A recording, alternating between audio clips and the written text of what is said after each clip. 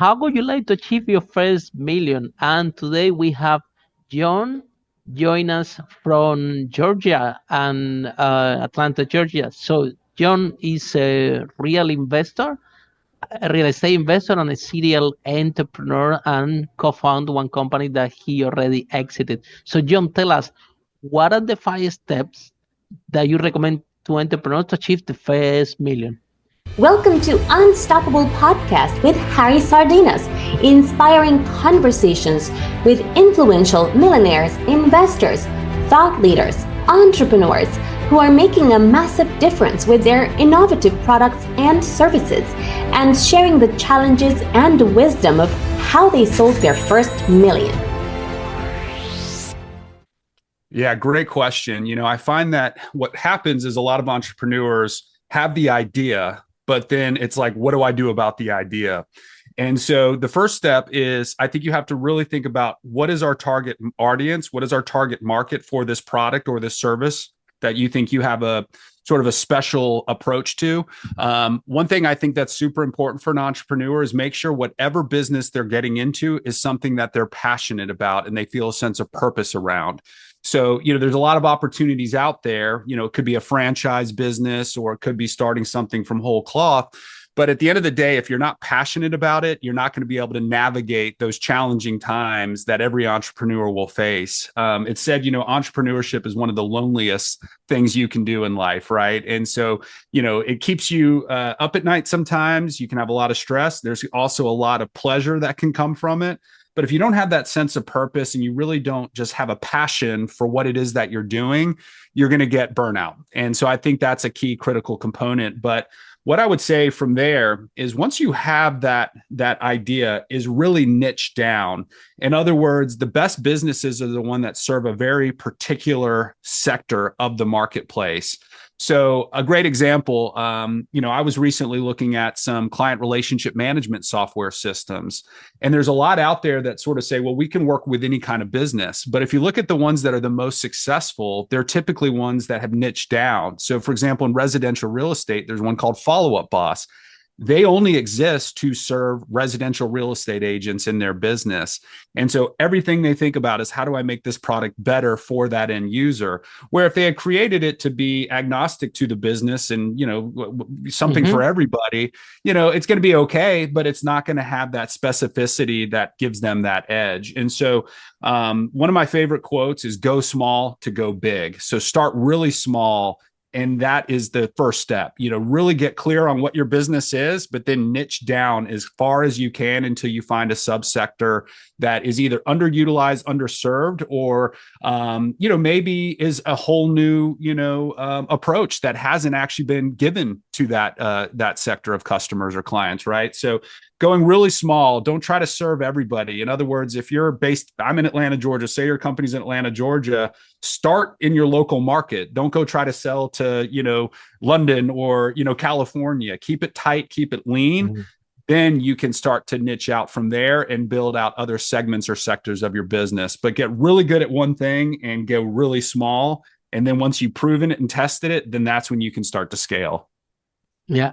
So, John, one out of the 1 out of 5, 1 out of 6 entrepreneurs that attend to this broadcast, they are property entrepreneurs.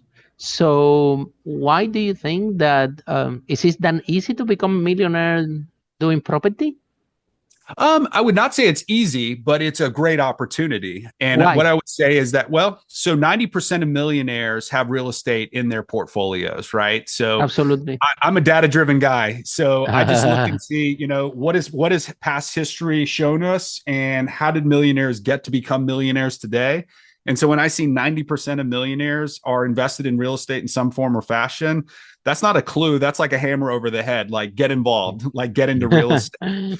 And I think for me, why I like real estate is that, nothing is risk-free, no type of investment. To a certain Absolutely. extent, you can't control all the variables. But with real estate, you have more control than, say, investing in public markets, right? So, you've seen it happen before, but the CEO of a major company maybe has too many glasses of wine and tweets something inappropriate, and their stock price goes down 15%, or they bring in a new CEO that just misses the mark, and then all of a sudden your value of your investment has gone down. Or like we're experiencing right now, there's some political turmoil with tariffs and, different economic changes that are creating turmoil in the markets. And so you're riding a roller coaster, where with real estate, if you really get smart and you niche down, and this is, interesting because I said that was the first lesson, right, of growing a business and getting to that first million.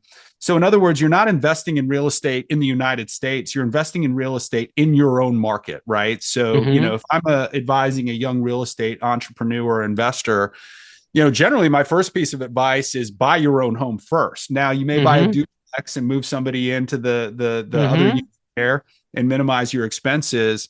But, take care of yourself first, because, the average net worth of a home owner in the United States is approximately $300,000. The average net worth of a non-homeowner is basically zero. And we're not even talking about debt. You factor in debt and they're probably upside down. And so owning your home is definitely that first step. But if you're thinking about getting into, single family rentals or, fix and flips, you should be doing it in a way where you can get to that property within at least 30 minutes, maybe an hour. So if something were to go wrong, you're on site that day and you can be home by the end of the day. So I would never advise an investor to buy real estate, in another state for their first deal. That could come with time, but initially you want to be real close to your deal. And that's really what I'm talking about when I'm talking about niching down. But now with real estate, a couple of things, you can have the appreciation that the market brings, because at the end of the day, land is a limited resource. They're not making any more of it. It's immovable. So if you buy intelligently in a great area with great market dynamics, you're going to get just appreciation that occurs because the value of the asset is going to increase. Home values outside of the Great Recession have always gone up in the United States. But why I love it, that's a great factor. But why I love it is you can force appreciation through strategic renovations and efficiencies in how you run that property. So it's that idea, at least what we do at Ferris Capital Partners. I can go buy an 80s, 90s, or early 2000 apartment building, put $12,000 to $14,000 in a unit, and then drive $300 to $400 more in rent. So we're forcing the appreciation of that asset through those strategic renovations. So that's why I love real estate. The third factor is, taxes, right? You have incredible tax incentives to own real estate, whether that's through depreciation. You can do cost segregation studies. That program around bonus depreciation is sunsetting, but my suspicion is the Trump administration will probably bring it back, since they initially brought it forward during his first administration. So even without it, depreciation, depending on the deal, you may even be able to write off some of the interest, and all of those factors combine to make real estate, for me, where I love to invest my money. Now, to be clear, I put money in the public markets too. I think about that in terms of retirement. It's a rainy day, should everything else go wrong. But my wealth creation is done through real estate. So yeah, sound like a good idea. If we have in the United States president that is a property developer, it sounds like it's gonna be easy for people in the property business to thrive at least for 4 years. So what is so opening the, because my first business was in real estate. We managed to sell over 5 million in London. So I'm very grateful for the real estate, actually. And this became the foundation of all the businesses that I have in the future, from restaurant to an English school and so on. However, how you mitigate the risk, because the other side of the coin is when something goes wrong in real estate, it's a lot of money. So any big challenge that you face in your real estate business, and how you overcome that challenge? Yeah, I mean, I would say that the things you have to be super mindful of are, your debt, right? And if you're taking on don't debt, over leverage yourself, right? That's right. Yeah. And that's one of the beautiful parts about real estate, that leverage, right? You can get a mortgage and, really drive down, the cost to acquire. And, if you get 200,000 in leverage, put 20,000 into the deal and it sells for 300,000, you can just do the math there, right? That's an incredible return, but making sure you have good debt structure. So for example, at Ferris Capital Partners, we never take on floating rate debt. We only do fixed rate debt. So we know what we're going to have for the life of that investment, and we know what that interest rate is. So that's one thing. Having proper cash reserves is another critical component. So on every deal we do, we have 6 months of principal and interest for those mortgage payments socked away in a bank for that rainy day.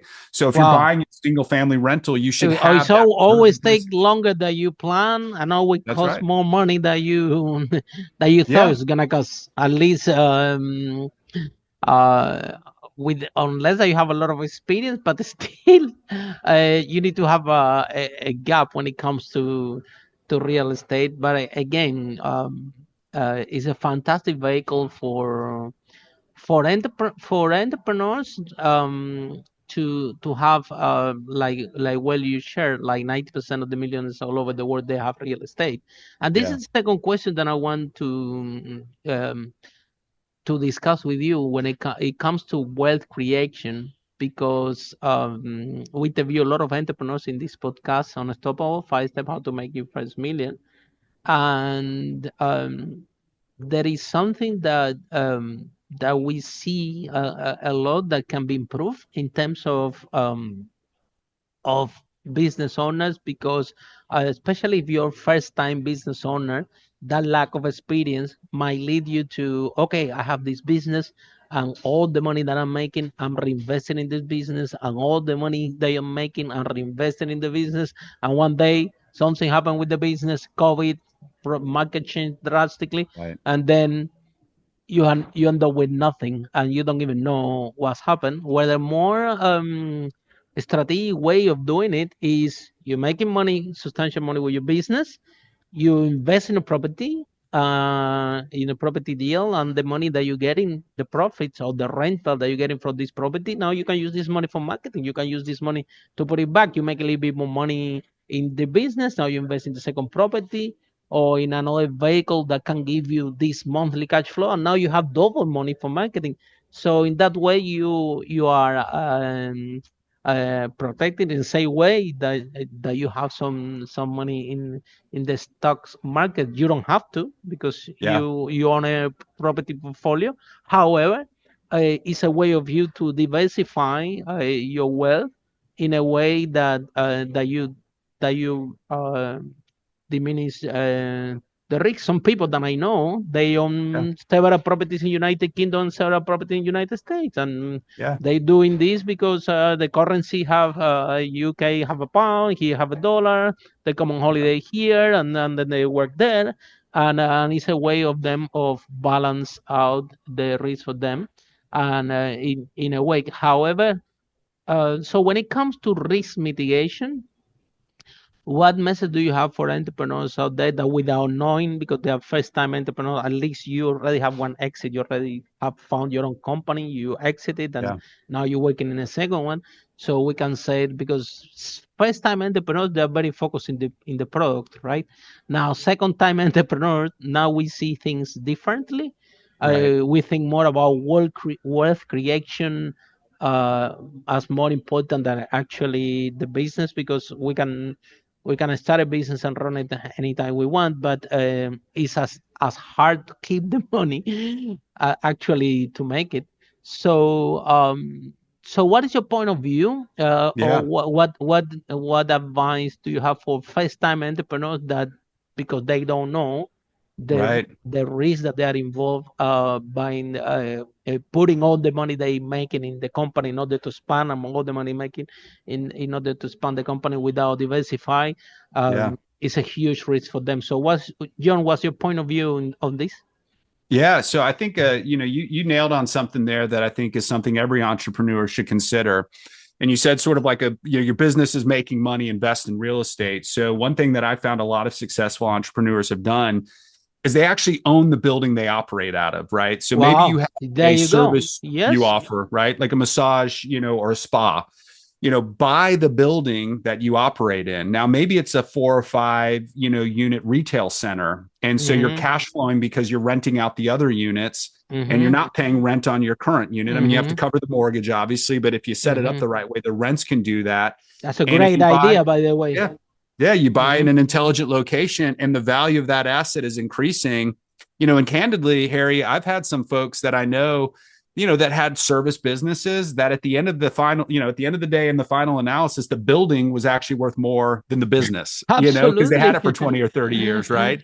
And so, for example, I have a friend who has a very successful bike rental business in Hilton Head, South Carolina. If you don't know that market, it's a vacation market on the coast of South Carolina, very high net worth area, but it was designed with bike riding in mind. So when vacationers go down there, they want to rent bikes. And so he also does e-bike rentals.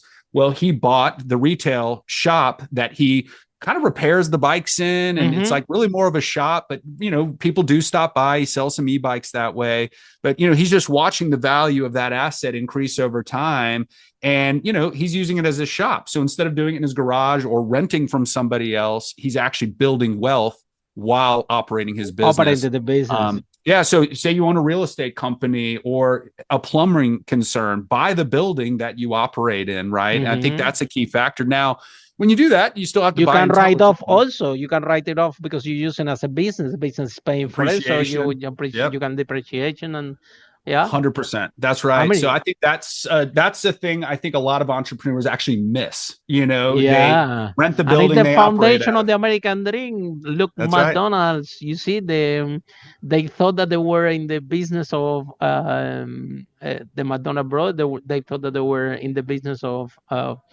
frying burgers, and then Kroc arrived and realized that the business was that's real estate. The burgers. The business was the land where the burger is cooked. That's where the money was. You're dead on. And it's one of the most wealthiest stories in the United States. So dead on. Yeah, that's right. So we need more education, John. What do you think that the entrepreneurs? I want to thank you for attending the broadcast and to be a source of inspiration.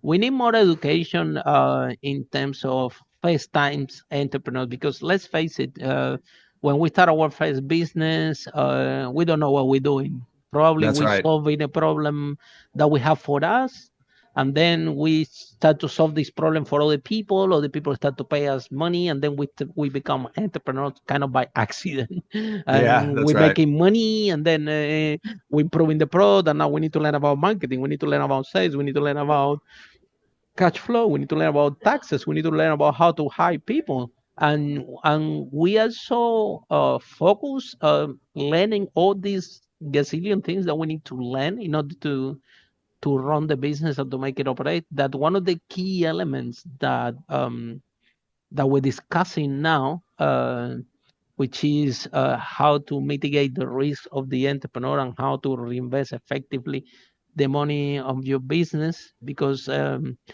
again, in case that something happened to the business, for example, this bike shop, or let's say something happened, I don't know, a neighbor put another bicycle repair next to you. That could happen.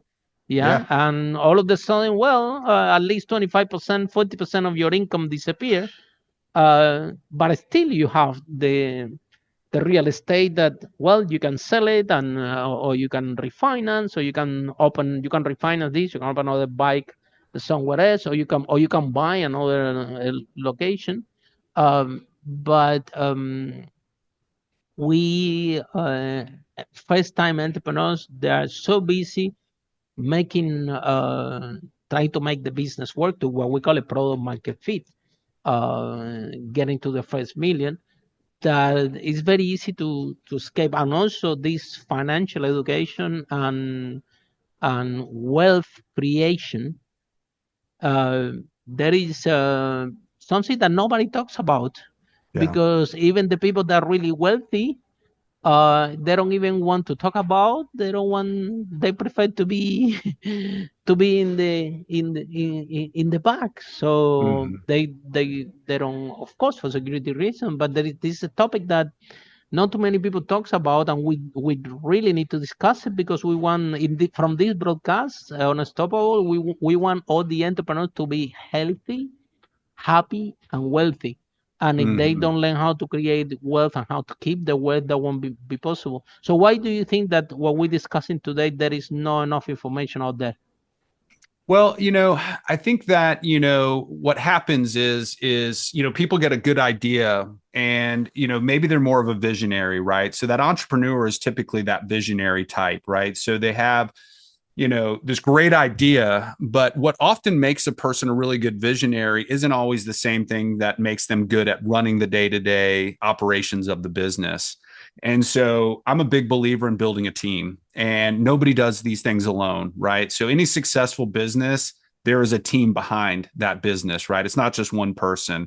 Now, there might be some examples of a solopreneur who, offers a service and does it really well. I'm thinking of almost like an interior designer. But the reality is most interior designers have assistants and, other folks working within the business. So, what entrepreneurs need to be thinking about is they need to really sit down and be very ruthless with themselves and write down, like, what are their strengths, what are their weaknesses, what do they like to do, what do they not like to do, and then go find somebody who can do all those things they don't like to do. And so, for example, in the partnerships I've had in business, I've typically partnered with that visionary that has the big idea and that spends all night thinking about what can we be doing to improve the sales cycle or whatever the thing is, make our product better client experience. And then I tend to be the implementer, the person who actually builds the systems, hires the people, and makes the machine run. And I love that part of this. I love solving problems. I like, finding shortcuts, I like figuring these things out. And so when I have that right partnership, it's like the sky's the limits because, to be clear, I have good ideas too. I have bad ideas. We all do, right? You have good ideas and bad ideas. You got to test them. So it's not like I don't have that capability, but where I like to live is in the problems, solving things, building out the systems, hiring the team. And so that's what I do really well. So that's what I focus on. So I think that's what this entrepreneur should be looking at is how do I build the best possible team of people around me? And it might just be one person, right? I think it always starts with a partnership. I mean, look at the history of the world. I mean, Steve Jobs, Bill Gates, all of those had co-founders that were that person, that implementer type. You don't always remember their names or hear their names that often, but they're there. I mean, Warren Buffett, right, with Charlie Munger. So it's not like Warren Buffett was off on his own. He had a very strong partner in Charlie Munger. And so I think that that's something that sometimes gets missed because when we see a guy like Jeff Bezos, we think, oh, look all what he created. But Jeff Bezos is a very intelligent guy, and he built an incredible team of people around him, probably one of the best teams in the business, and therefore they've had the success they've had. So you can't go it alone. Build that team. It might start with one hire, right? Just finding that partner to help you think through things, but they have to be complementary to you. If you guys think the same or act the same, you're going to get the same results. So bringing somebody in who can do those things you're not good at or don't like to do is the first critical step for an entrepreneur to actually break through into what I would say is more operational, right? Because at the end of the day, entrepreneurs are great, but if you look at a Fortune 500 company, these are organizations, right? They're not entrepreneur, driven things, Absolutely. right? So to make that transition, you have got to have a team. And so that's where I put a lot of my, like, if you ask me where I spend the majority of my time, it's on the team, building the team, nurturing the team, making sure they have everything they need to find success. So that's a critical component. Nobody does it alone. Find that partner that can help you grow. More about wealth creation, John. So you mentioned that parallel with the property investment, you also have some investment in the stock market. So anyway, can you stand a little bit more in alternative vehicles that entrepreneurs could actually kind of type of invest the money in a way that don't only give them capital growth but also cash flow, because Yeah. in the end of the day we have to pay we have to eat every month. We have to to put petrol in the car every month. We have to set an expenses every month. Whoever have a mortgage have to pay the mortgage every month. So we're more of sometimes when people think about the stock exchange, uh, is a lot of people talk about okay, you invest in this stock and then when it goes up in price, then you sell it and then you make money, Right. which is only focusing capital growth, but right and cash flow. Whether, for example, because my first business was rent to rent, and it was we was renting the units, fix them up, and then renting them again, kind of similar vehicle that we're doing with the buildings units, and we were increasing the rent by doing this operation, which is a business that is amazing because you have this cash flow coming every month Right. that allows you to operate and so on. So any anything that you can share in other vehicles that generate cash flow that can entrepreneurs can diversify their portfolio of investments? Yeah, I mean, I think we touched on the one, owning the building that you operate your business in. That's huge. I think, I mentioned something earlier as well, but that single family home, even if you just Mm-hmm. bought one for yourself, when you go to move to the next one, consider a refinance. Now, of course, interest rates have risen, so that's not always going to be easy today, but maybe a cash out refi and then buy another property and turn that first home into a single family rental. Look, there's a lot of cash flowing, whether they're dividend stocks or bonds, things of that nature. But, candidly, I think especially for younger entrepreneurs, they should really focus most of their attention on their business, spend all their time thinking about how they provide the best possible service, have the best possible product, be monomaniacal in that focus, because if that's how you create true wealth. So for example, when my former business partner Mark Spain and I were building Mark Spain Real Estate, that's all we did. In other words, I wasn't Wow. buying flipping homes, I wasn't owning single family rentals. Like every part of my being was focused on growing that business Mm-hmm. because we had something that was working and customers liked and it was Absolutely. profitable.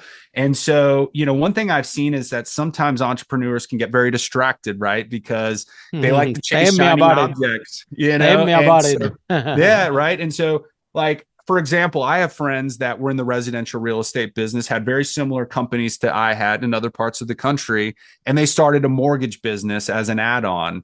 And all of a sudden, they're spending 75% of their time trying to build this mortgage business, and they start neglecting their real estate business. So What that goes actually back to that, working? yeah, go small Mhm. to go big, man. Like, get really good at this one thing Keep and it focus tight. on this business, and just Yeah. every day think about, how do I make this better? How do I make this better? Mm-hmm. And grow that business. And then maybe you have an exit opportunity, or maybe the business is running so well, you bring on, somebody who can actually take your job. You stay Mm-hmm. on as owner, but, give them a little bit of equity and make them the CEO or president, Absolutely. whatever the title is. And now you can go start a new business Mm-hmm. and let them focus on this And business. somebody Now, is looking yeah, after it's easier him. said than done. You got to find the right person and you got to hold them accountable. But, if you find that right person, so it's kind of that idea before you go off and start your second, third, or fourth company, you really need to get that first company just doing its thing, operating with efficiency and excellence. And then Yeah. you can consider these things. So, I'm 44. I thought a lot about my wealth, but the wealth that I was thinking about was in the business that I was running. Right. And so I knew if we did a good job there, that would come. So I try not to get too obsessive about it in my 20s and 30s, right? Because it was coming. I was making a good income, to be clear, but I knew the payoff would come if we were patient. Like, good things come to those who wait. Mm-hmm. So it did. And now it's given me that opportunity to do new things, new ventures. I'm investing in real estate deals outside of what we do. I personally invest in every deal we do just because we think it's important that our investors see that we're right alongside them. But I also invest in other investment funds and other opportunities in real estate. For example, I own some storage buildings. I've got some apartment buildings outside of what Ferris Capital does, actually newer construction. So it's a way I diversify. So I buy value add, which are the 80s, 90s, and 2000s, but I invest in newer stuff, right? So, if something happens over here, I'm taken care of over there. So especially if you're a younger entrepreneur, like, just remember that life seems fast, but it actually is pretty slow. Like if you really work hard at a certain thing and you really focus on it, those things will come with time. It's just about that patience. So slow and steady wins the race is my view on life. That's fantastic, John. And then another question is scaling up. Yes. What are what was the biggest you were the first company you have it in a co-founder with you, so you both of you were growing the company together. So what is your view in partnerships and to bring the right people, especially because this that you describing before? It Yeah. happened to me. It happened to me. One day I arrived to the office and my staff told me, "Harry, go home. We don't need you here."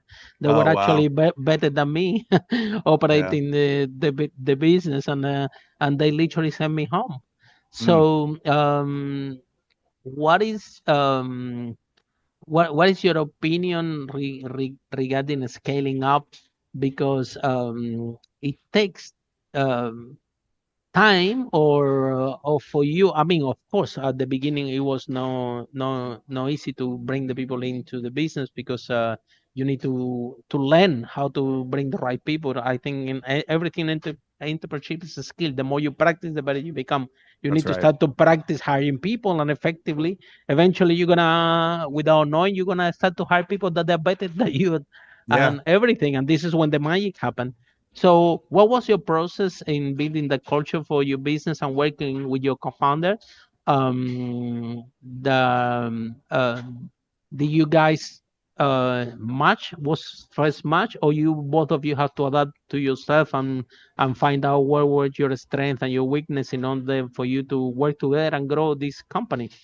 Yeah. It's definitely It's a something lot you of want to. commitment for one person. Yeah. That's right. Yeah. Uh, every time that we own a business with somebody else, sometimes becomes really messy, because when you build in a business, it's a lot that you have to to put into this. So how you manage growing the partnership?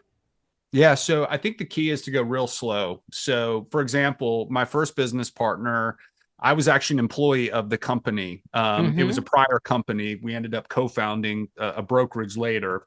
And so we worked together for probably 5 or 6 years, me as an employee, him as an employer.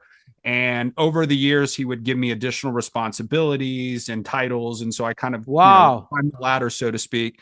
So by the time we got to a point of saying, all right, we're going to found this business together, we had been you were working ready. together for a Yeah. number of years. Now, my current business partner, Mark Ferris, him and I had known each other as we own similar businesses. We developed a friendship, but we actually had a mastermind relationship. So on a monthly or quarterly basis, we would hop on a call for an hour and just talk about, opportunities, challenges, things we were experiencing. He was in a totally different market than I was. So it was where we could have these open conversations, but I didn't have to worry about becoming a future competitor of his.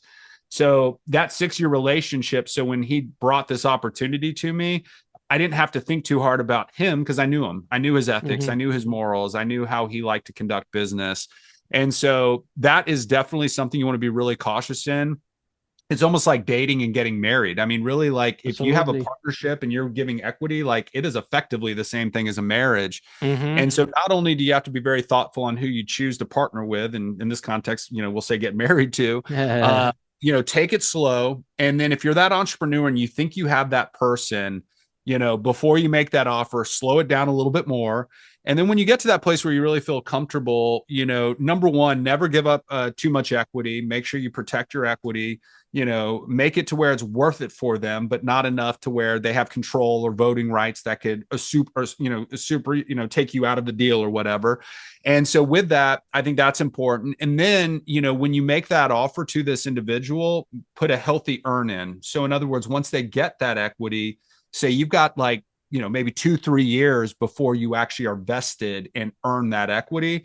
So that way, if you give the person it and then they start slacking off thinking, well, gosh, I don't have to worry anymore. I've got equity in this business, and they start slacking or not carrying their weight, you can pull it back from them. Right. So it's, I would say it goes back to what I've said before, go slow, go small, take your time, Don't rush, because I have seen great businesses blow up because of a bad partnership decision. They bring somebody on who's toxic and the whole thing falls apart. Mhm. Okay. And then, John, regarding masterminds and the power of the mastermind, I remember when I started my business again, like everybody else. So most of the story of everyone is you start to solve the problem for yourself, and then Yeah. you start to offer it to other people. In my case, I want to save the money for the rent, so then I rented the first property, and then we were renting it again, and I was saving the money for the rent, Yeah. and then we start to offer to other people. So and then this business I started, then I hired the team, and then the team sent me Yeah. home, and in that process I thought that I invented my business. I thought that Mm. nobody was doing this that I was doing. That's how lonely I was. And then I arrived to a property mastermind where I realized that, number one, it was a lot of strategies in properties that I didn't know about it, and it was like lots of different strategies. And number two, I discovered that I didn't invent my business. A lot of people were doing my business, and actually a lot of people were doing way bigger and better than me. Yeah. Yeah. And I find that in the mastermind. So what is your opinion about masterminds, and why do you think that entrepreneurs should be trying to find a peer group that actually understand Mm. the problems? I always tell the story that my dad, he came to help out in my property business, and he was giving me advice, and he was telling me, Harry, but you don't listen my advice. And then somebody from the mastermind come, property investor, and give me the same advice. And then I was doing it, and then my dad was telling me, "Well, you don't listen to me, and why you listening to him?" And say, "Well, Daddy, the difference is that you never run a business, and this person is already a property millionaire. And I get it that whatever you was telling me before makes sense and logic to you, but in my decision process, I have to give more priority when I receive an advice from my mastermind group. And if it's the same that you gave me, well, congratulations, you're a visionary. But I need to to listen advice from what we call it. People have to be qualified to give you advice. That's what I think. It's not Yeah. that I don't listen. I listen everyone, but when I take a decision, I'm always looking how qualified that person giving that advice, and that that make a big input in my decision making process. And I think that I found in this mastermind a group of people that I could talk to, and I can receive advice. And definitely, it was a big my business grow really fast just because the relationship we have in mastermind. So how you end up in the mastermind in the first place, and what is your opinion about it? Yeah, yeah. So in this case, when I mentioned my current business partner, it was I guess say somewhat casual, right? It was just a friend that we developed a friendship, had a similar business, and so we just had a recurring calendar invite where we would just hop on a call and chat.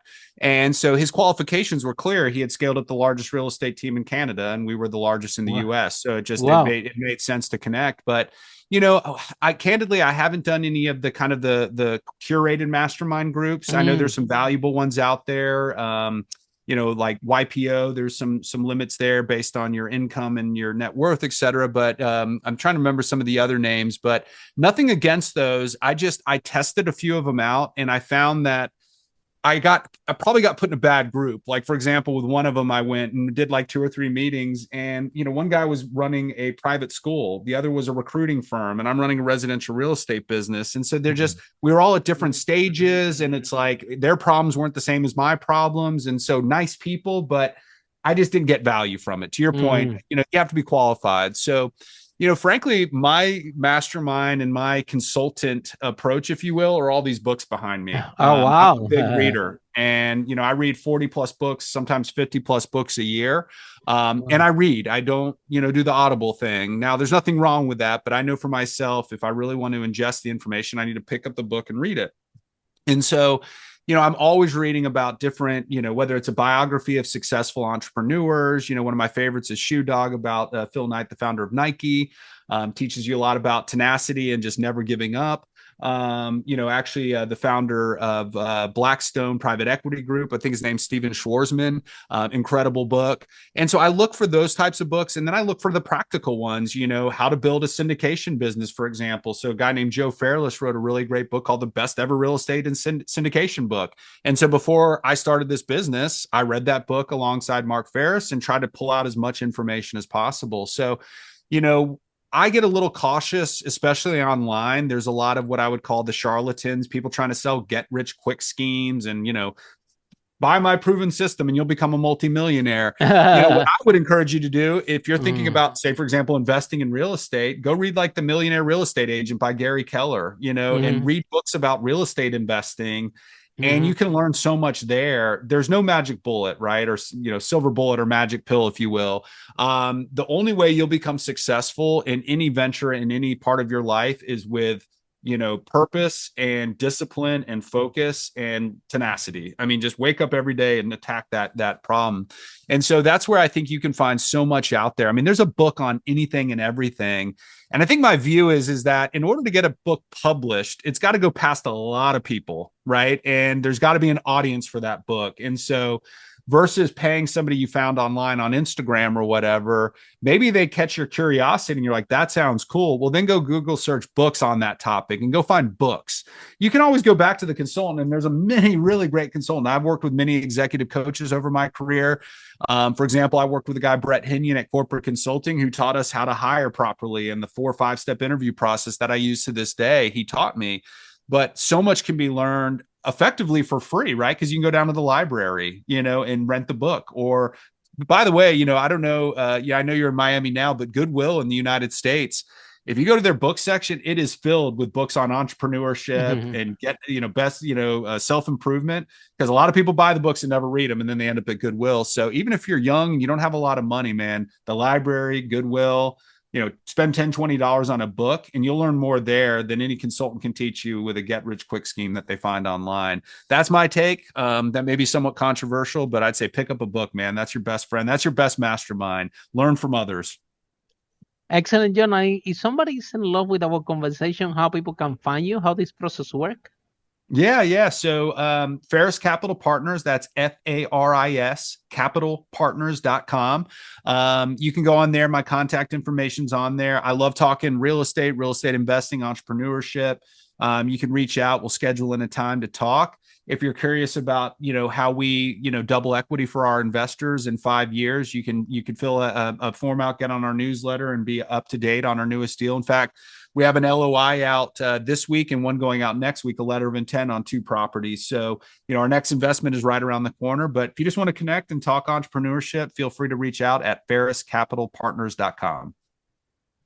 Excellent. And with that note, see you, all of you, in the next episode of Unstoppable, how brave entrepreneurs like John break that wall and achieve the first million. Bye for now. Follow us for more interviews with world's most influential, audacious entrepreneurs that overcame challenges and adversity, providing you with the blueprint of how they sold their first million so you can grow your business exponentially.